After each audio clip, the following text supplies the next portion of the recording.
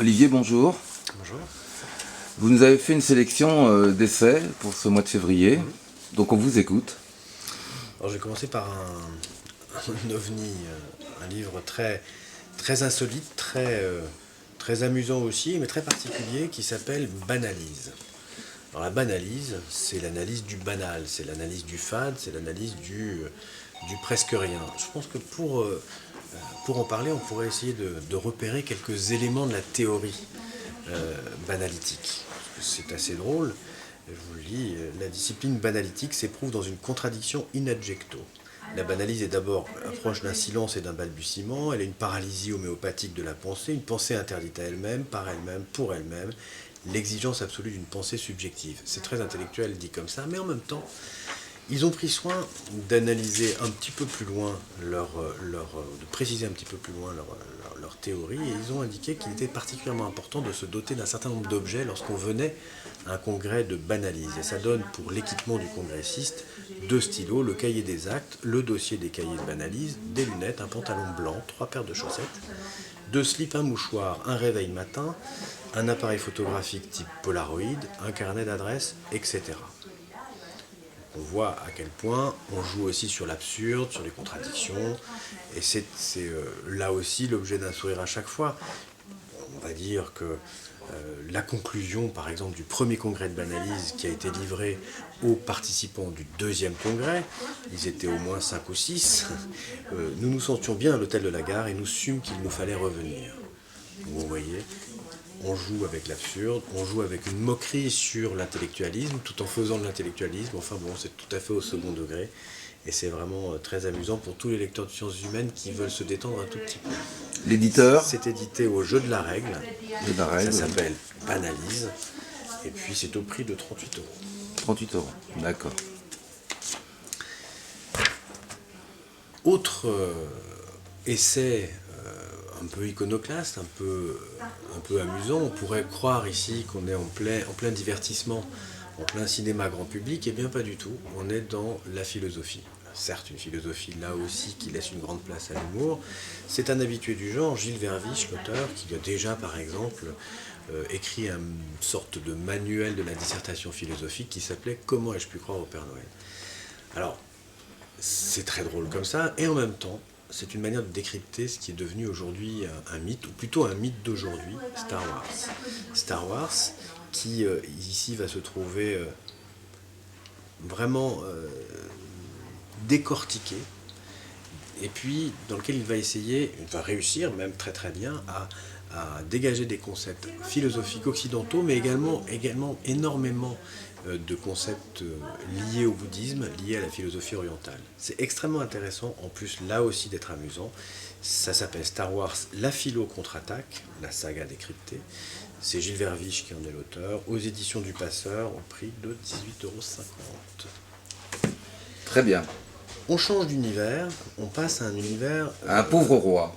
Absolument, un pauvre roi, un roi qui n'a régné que quelques jours, Philippe, le frère aîné de Louis VII, qui lui a régné effectivement. Philippe, à l'âge de 15 ans, comme tous les grands de ce monde, faisait bien sûr du cheval, et un cochon va le faire chuter. Alors, ça pourrait paraître un accident relativement commun, sauf qu'il touche un roi, un jeune roi, qui du coup n'a pas laissé beaucoup de traces dans l'histoire, puisqu'il n'a régné que quelques jours, donc peu de gens le connaissent. Il avait 15 ans, hein. Il avait 15 ans. En fait, c'était un moment historique extrêmement important dans l'Ancien Régime et dans l'histoire de la royauté française, puisque finalement, toute la dynastie royale française s'est trouvée entachée du fait d'avoir chuté à cause d'un animal tout à fait vil. Le cochon était très déconsidéré, comme il l'a été à plein d'époques et dans plein de civilisations d'ailleurs. Là aussi, en France, au XIIe siècle, c'était le cas. Et du coup, ça va donner lieu à une nécessité de rattrapage symbolique de toute la royauté française, et ça va être l'histoire de l'utilisation des symboles par les rois qui va commencer à ce moment-là, et notamment c'est Louis VII, donc le jeune frère de Philippe, qui a été appelé à régner juste après lui, qui va choisir le lys et l'azur comme symbole de la royauté française. Donc 2 symboles très liés à la Vierge Marie. On voit de quelle manière la royauté française a absolument voulu rattrapé par des symboles d'une très grande pureté, de la plus grande des puretés, puisqu'il s'agit de la Vierge Marie, après avoir chuté à cause de ce qu'il y a de plus vil à cette époque dans la société médiévale.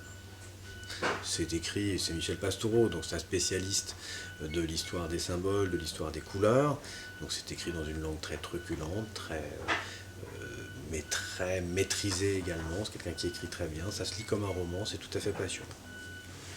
C'est publié au Seuil, et c'est au prix de 21 €.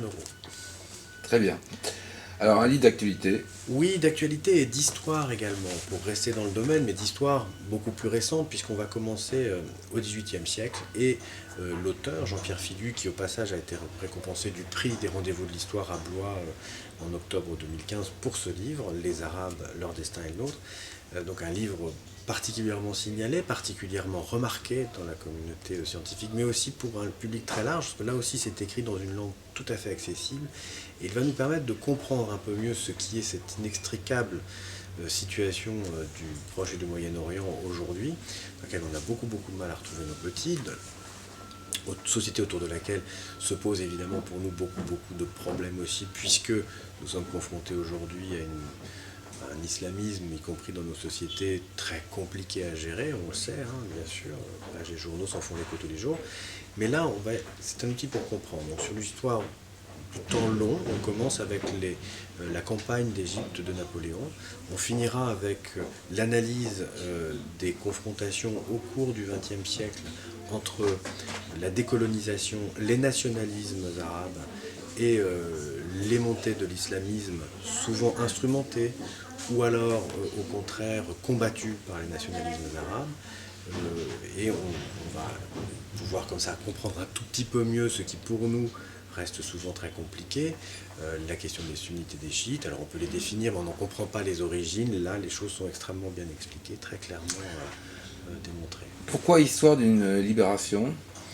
Parce que c'est aussi le livre qui va trouver beaucoup d'explications à la situation des nations arabes aujourd'hui dans la décolonisation. C'est que les pays qui existent dans cette zone-là aujourd'hui sont des découpages géographiques qui sont issus de la colonisation puis de la décolonisation. Ce ne sont pas des pays d'histoire. On voit l'Irak qui en est un exemple flagrant. Tout à fait. Avec ce qui reste toujours dans le grand propos souvent des extrémismes de cette zone géographique qui consiste à reconstruire l'Empire arabe, l'Empire ottoman, puisque là aussi on a des références à la Première Guerre mondiale, avec la décomposition de l'Empire ottoman, avec l'éclatement et la mise sous tutelle de tous ces peuples, etc., avec les blessures aussi très fortes. Il ne s'agit pas de se déclarer, nous, coupables d'avoir créé cette situation.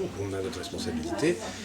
Les pays arabes ont leur responsabilité aussi. Il s'agit simplement de comprendre. Comprendre ne signifie pas, et bien entendu, excuser quoi que ce soit. En tout cas, c'est un outil qui permet d'éclairer un tout petit peu, d'enrichir notre réflexion sur cette situation aujourd'hui extrêmement difficile que nous vivons et que eux vivent, bien entendu, aussi là-bas. Très bien, donc c'est aux éditions...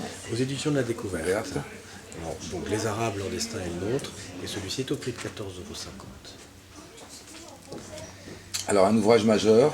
Oui, le dernier de cette sélection, mais pas le moindre. Là, on change de rubrique puisque nous sommes dans l'univers de la science. Ça pourrait être considéré comme un livre d'histoire aussi. En fait, on est là sur la très longue période, puisque ça va être l'histoire de Sapiens. Donc on monte évidemment à la préhistoire ancienne.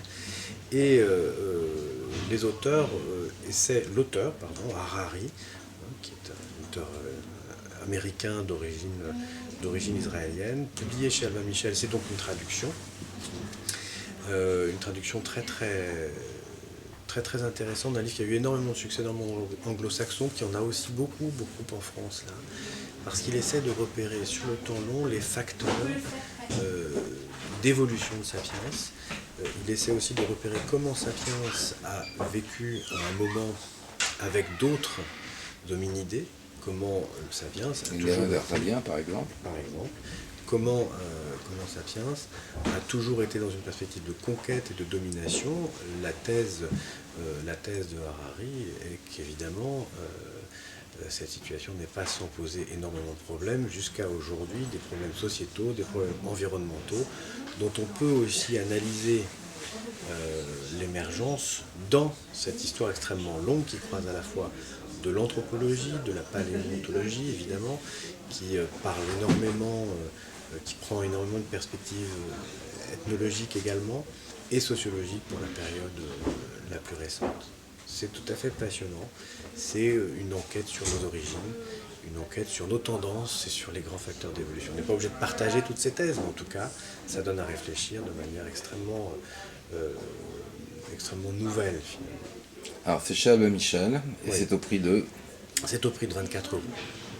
Très bien. Ben, on vous remercie Olivier. À une prochaine sélection. À une prochaine fois. Merci.